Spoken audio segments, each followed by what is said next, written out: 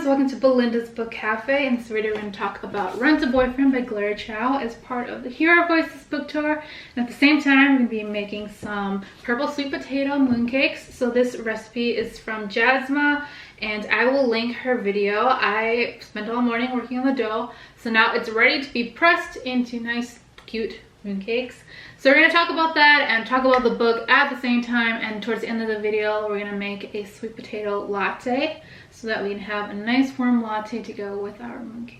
Rent a Boyfriend is probably one of my most anticipated books of the fall season. I haven't been keeping up very much with books, but this is exactly what I want. It is contemporary and it's got fake dating in it, which is one of my favorite tropes. So the main character's name, Chloe. It's actually told in dual perspectives from Chloe and then also the guy named Drew. Chloe's parents want her to get married to a family friend. His name is Hongbo. He comes from this super rich family and they want her to get married to him. She doesn't want to get married to him because he's a horrible person.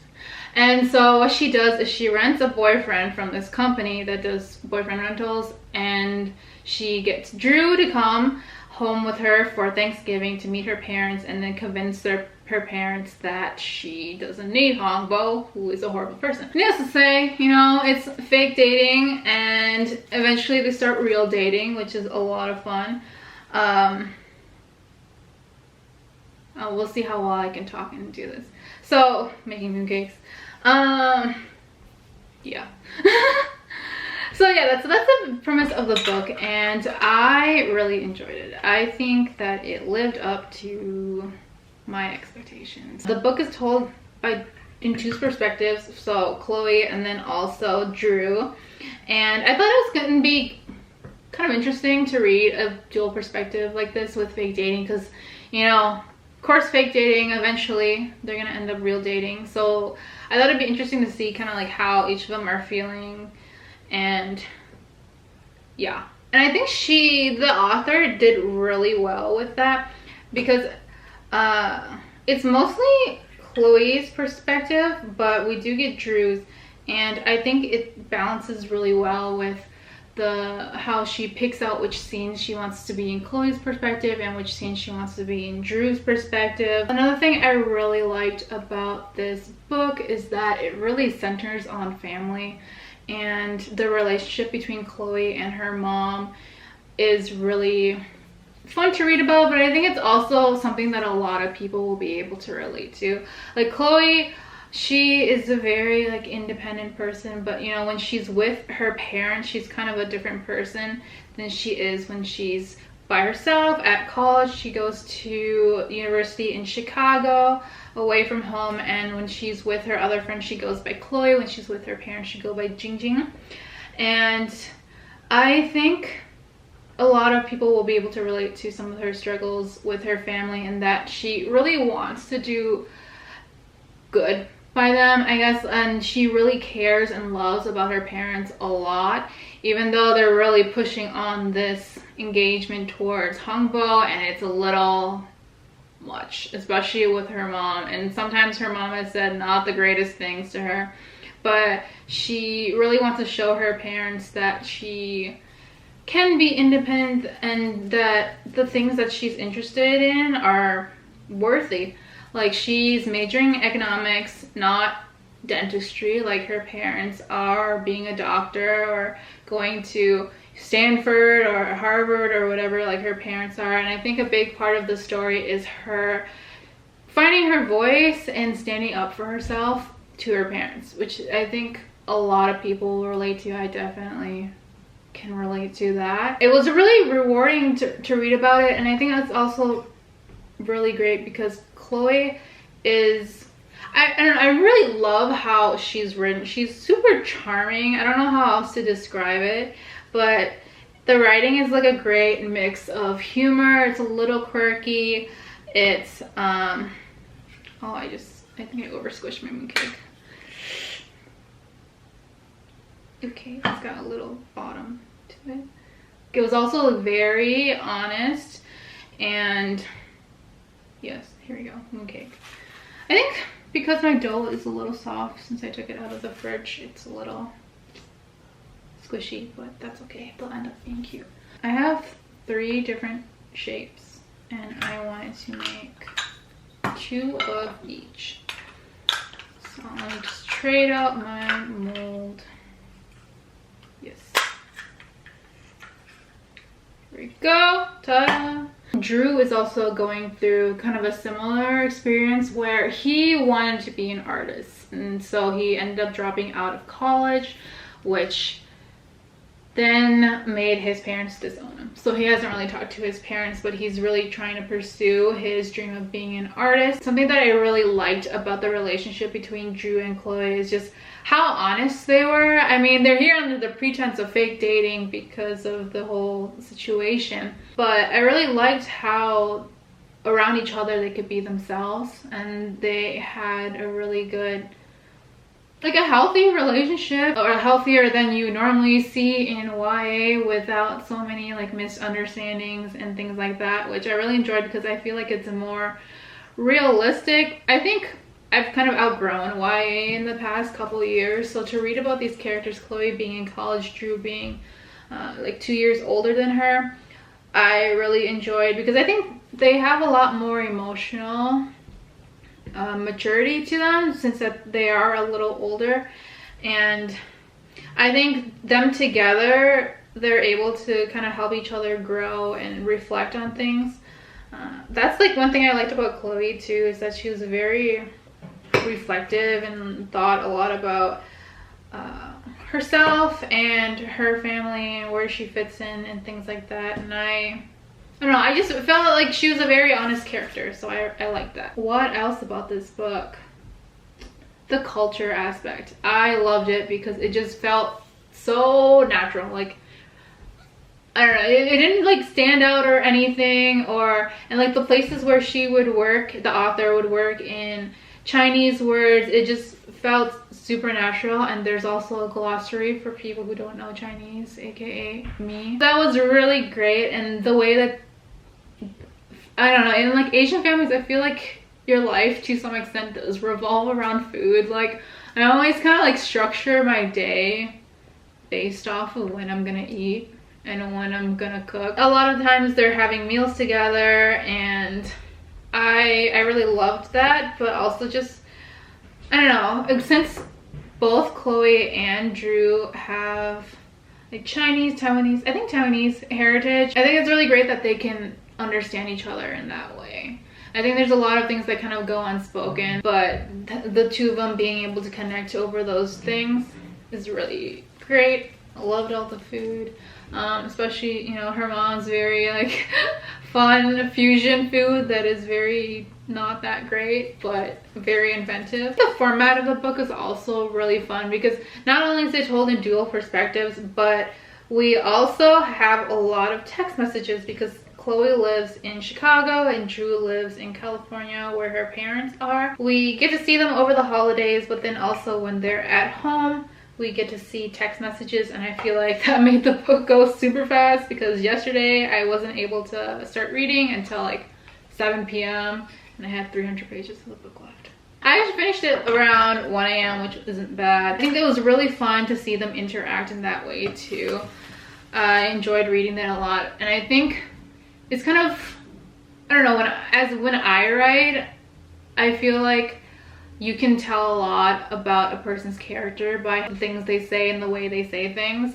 So to just have text was really fun, and to get to know each, like the characters through text, especially Drew, because I feel like we don't get so much of Drew in the book. Something else that I really liked about this book was I have an annotated copy of it that I actually wanted to give away from the author.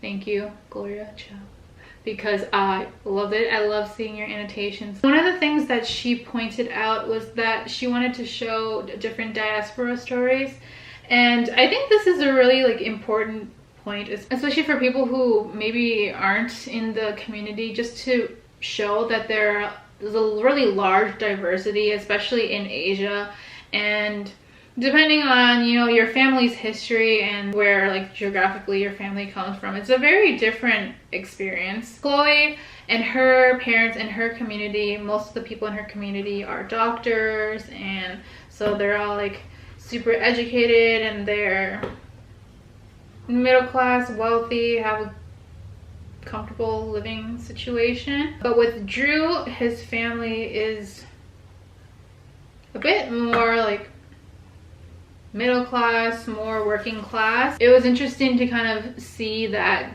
dynamic and see how those things kind of shape their experiences. Like with Drew, his parents are very against him being an artist because, you know, of course they wouldn't make money, and of course them being Asian parents would want him to be a doctor, engineer or something. And the way that their community is kind of a little different. We don't get to see so much of Drew's because he was disowned by his family, but we see Chloe's and how all the people in her community, all like the young people, are kind of one-upping each other with their PhDs and masters and whatever majors and whatever school they go to, and how it's kind of different with Drew's situation. And so I think it was really great that she made a point to show different kind of stories of the diaspora. Wow, this is going along faster than I thought. I said I was only gonna make 6 because I felt like it would take forever. But I guess we're kind of wrapping up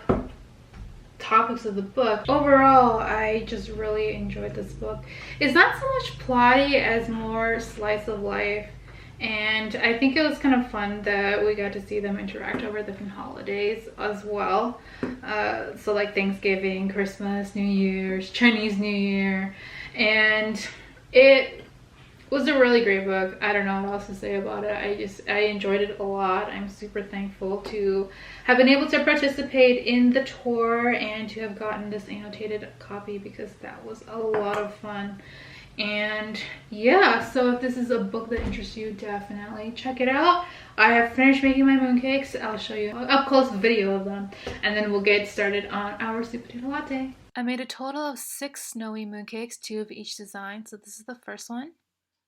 This is the second one, which is super cute. And then the last one has a rose design. So I decided to make mooncakes to go along with this video because in the book, instead of saying brownie points, Chloe likes to say mooncake points, and so they pop up as an inside joke between her and Drew a lot. This is the inside of the mooncake. Now that we've finished making our mooncakes, it's time to make our sweet potato latte. So here I have some purple sweet potato that my mom steamed. I think you can cook it however way you want to cook it.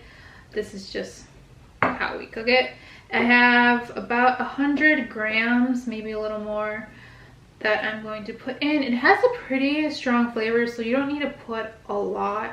In total, this latte will be about 2 cups. So if you're gonna make a 1 cup latte, maybe just put 50 grams. If you put more potatoes, it will make the consistency thicker. And I feel like, I mean, if you like that, that's great. But if you kind of feel like it's like a soup then, which is kind of weird. So I put in that much. And now I'm gonna put in some hot milk.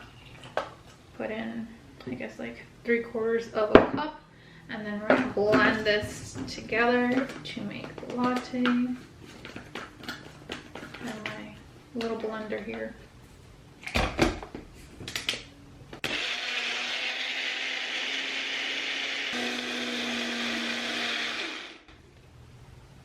Okay, so you want to blend it until it's pretty smooth. It started purple and now it's blue. And I'm gonna put this in my glass. I like to do it this way because then I can get multiple layers. This one is a bit, you know, thick because there's not so much milk in it.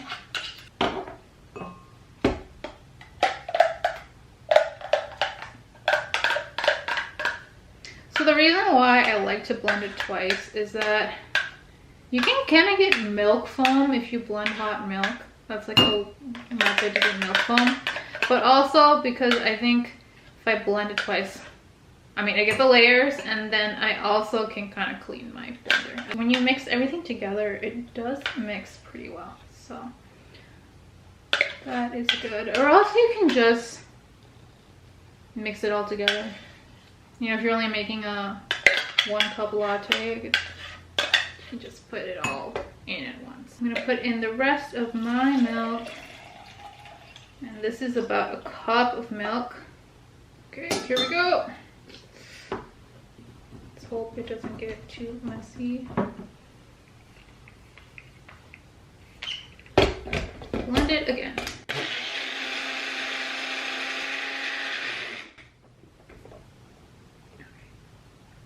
So there's a little bit of foam. I actually realized I put in too much milk. It's better not to put in a lot of milk because you can get a lot of foam, but this is okay.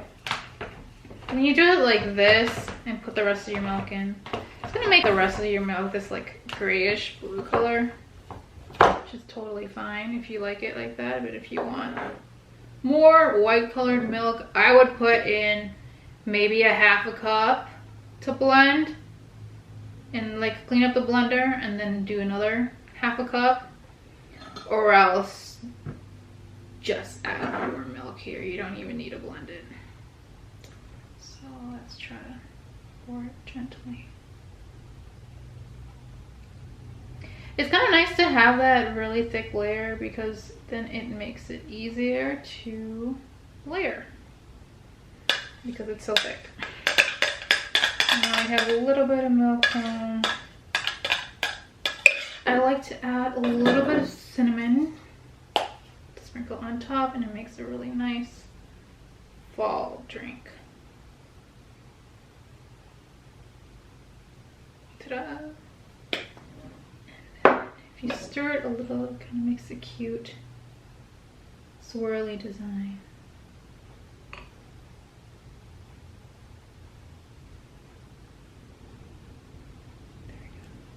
And that is our sweet potato latte. It does have 3 layers. It has the sweet potato layer, and then this more milky layer, and then our milk foam on top. Kind of looks nice. We have our sweet potato latte to go with our sweet potato mooncakes. I am gonna stir this up so you can kind of see what it looks like. And then we can try it out, and it'll be the end of the video.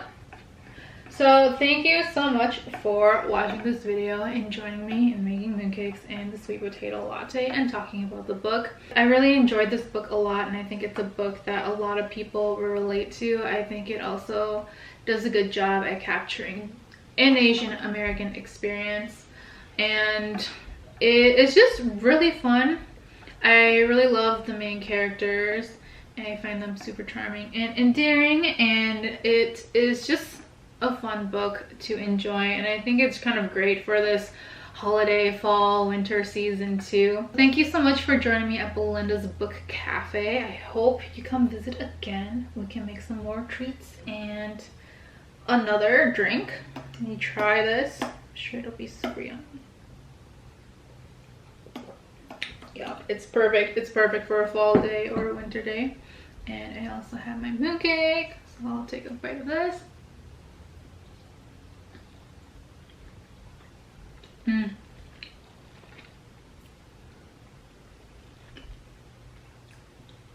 It's really good. It's kind of like mochi, if you've had mochi, but it's not as chewy or tough, I would say. And that concludes Belinda's Book Cafe. Please come visit again. Bye.